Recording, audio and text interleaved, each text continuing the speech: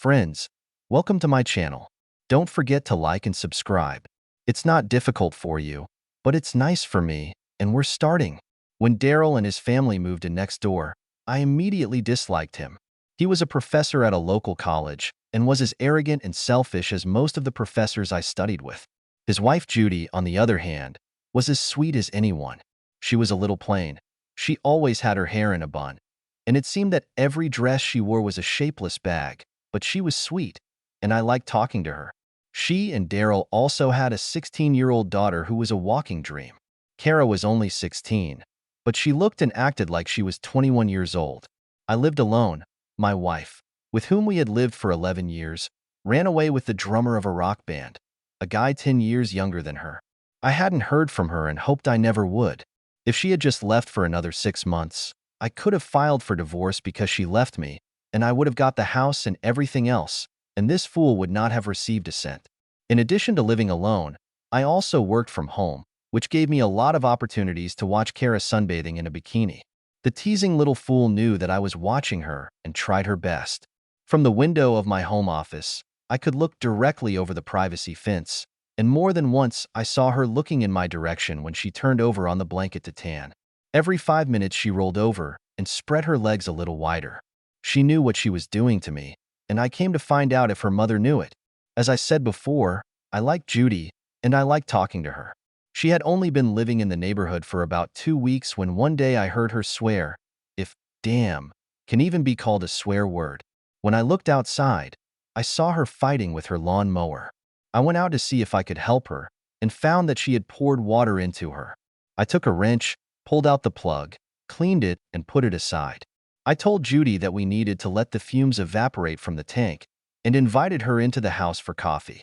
She was smart, witty, interesting to talk to, and soon we got into the habit of drinking coffee almost every morning after her idiot husband left for school.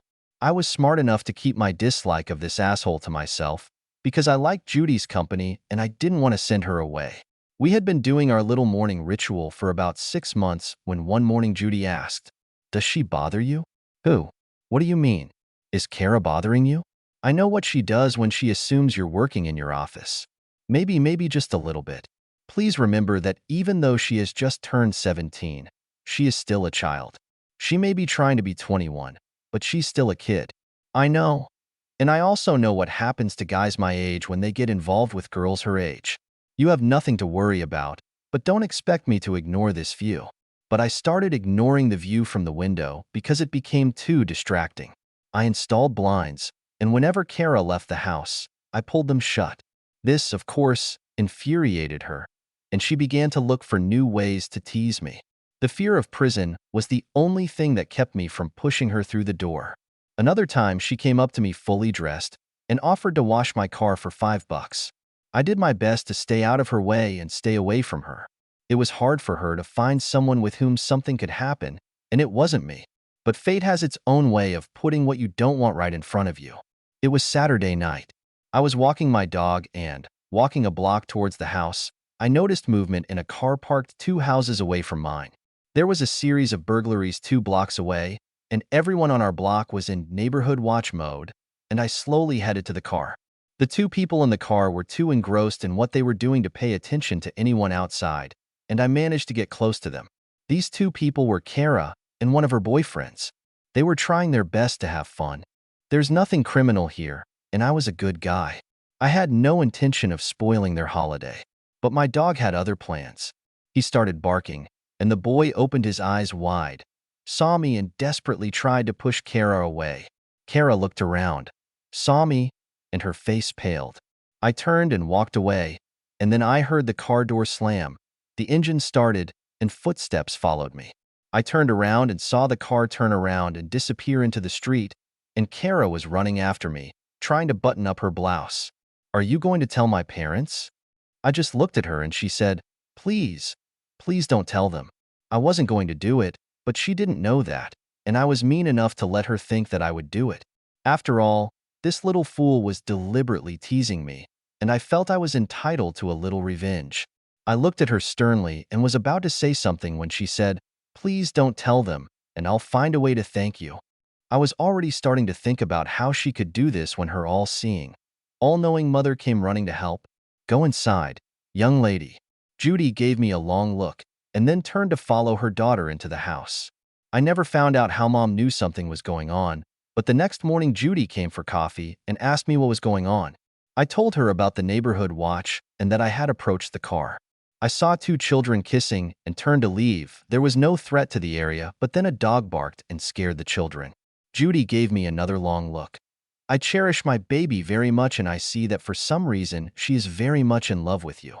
You're just flesh and blood, and if I don't do something to distract you from thinking about her, sooner or later you'll end up in a situation where you forget that she's just a kid, and then everything will go to waste."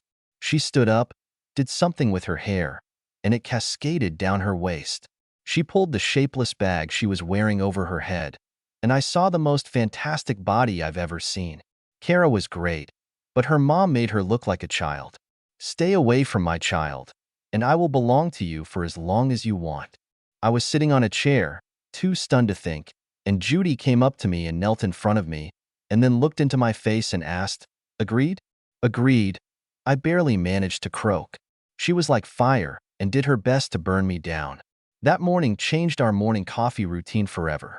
Judy was like a banned substance to me. I just couldn't get enough of her. Even when my wife and I were on good terms, we only made love 3 or 4 times a week. Judy wanted it 3 or 4 times a day. When she left me, I was exhausted and started falling behind in my work. I almost missed a couple of deadlines, which is equivalent to a death sentence if you work from home. It was only a matter of time before Judy kicked me out of my job, but I was powerless where she was concerned. All it took for me to become rock solid was to see her hair fall to her waist and realize that the next thing I would see was her fantastic body. I belonged to her, and I loved it. I could barely remember her daughter's name. I noticed movement, glanced at the bedroom door, and saw my brother Marv standing there watching me.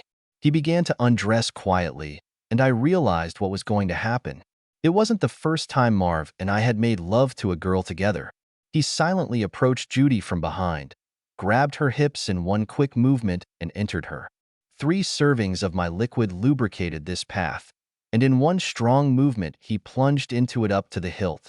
Judy's eyes widened, and she tried to pull away from both me and Marv, but we both held tight to the end we were using, and she couldn't pull away. I left the bedroom, took a shower, and headed to my office to try to meet the next deadline. An hour later, I looked into the bedroom, and Marv and Judy were still there. I was working in my office when Judy left, and I had no idea how mad she was at me. Will she come back for coffee in the morning, and will I ever see her again? Marv walked into the office. "Where the hell did you find her at all? We need to chain her to the bed so she can never escape." I love my brother. He came by to see if he could move in with me for a couple of months. He had just been fired and couldn't afford to keep an apartment. I told him it would depend on the circumstances. "From what?" he asked. "If she comes back, and she may not, you have to help me make her happy." And then I told him that loving her could cost me my job. "You have to help me get away from her long enough so I can do some work." He smiled and shook his head. "I'm not sure that the two of us can do this. I mean, to make her happy." That evening, I ran into Kara at the Safeway. "Thanks for not telling my mom what I was doing in the car with Jimmy." I smiled at her. "Believe it or not, honey, but I myself was once a teenager with raging hormones." "Well, thanks anyway. I owe you, and I always pay my debts." Judy surprised me and came to have coffee the next morning. I poured her a cup, and she took a sip and then asked, "Who was that yesterday?" I told her, and she asked if he was still there. I said I thought he might still be in the guest bedroom. She finished her coffee and stood up. "Let's go wake him up. Time is running out." As she was arranging her hair to leave, Judy asked me, "Do you have any other brothers?" "3," I replied. "Do they ever come to see you?" I said, "From time to time." She grinned, "That would be nice," and left. I told her the truth and lied. I did have 3 other brothers, but they never showed up. They were the ones who took my idiot wife to a rock concert and then managed to drag her backstage, where she met the guy she ran off with. They were not and never will be welcome in my house. But I am none other than a friendly host. I went to the phone and called 3 of my friends. I told them what was going on and asked if they would like to participate. The next day, after using Judy twice, I went to my office and met the deadline, listening to Judy squeal with pleasure and my 4 brothers do their best to satisfy her. Judy was our fool for the next year. It was rare for all 5 of us to get together, but on any given day at least 3 of us would try our best to make Judy come home happy. I even brought a couple of my friends with me once or twice, and Judy never seemed to mind. One day, when the 5 of us were there and taking turns studying with Judy, the front doorbell rang, and when I went down to open it, I saw Kara standing on the threshold. She pushed past me and turned to face me as I closed the door. My intention was to get her back outside before she heard what was going on upstairs, but before I could speak, she pulled her sweater over her head. She reached into the pocket of her skirt, pulled out something and handed it to me. It was her driver's license, and she said, "Look at the date of birth. I'm 18 now, and you don't have to run away from me." And then Judy screamed, "Use me." Kara giggled and said, "I don't think you want me to come up to your bedroom with you." I told Kara that it wasn't a good time, and maybe she should come back later. "No way. I've been waiting too long for this, and if we can't use the bedroom, then the living room is fine for me." When I led Kara into the room, she kept looking over her shoulder at the stairs. Do I know her? There is something familiar in the voice. Marv laughed. It's a pity. The lady upstairs could certainly use some help. Come on, brother. It's your turn again. I helped Kara to her feet and kissed her on the lips. Thanks, honey. You were great. I walked her to the door and let her out. End.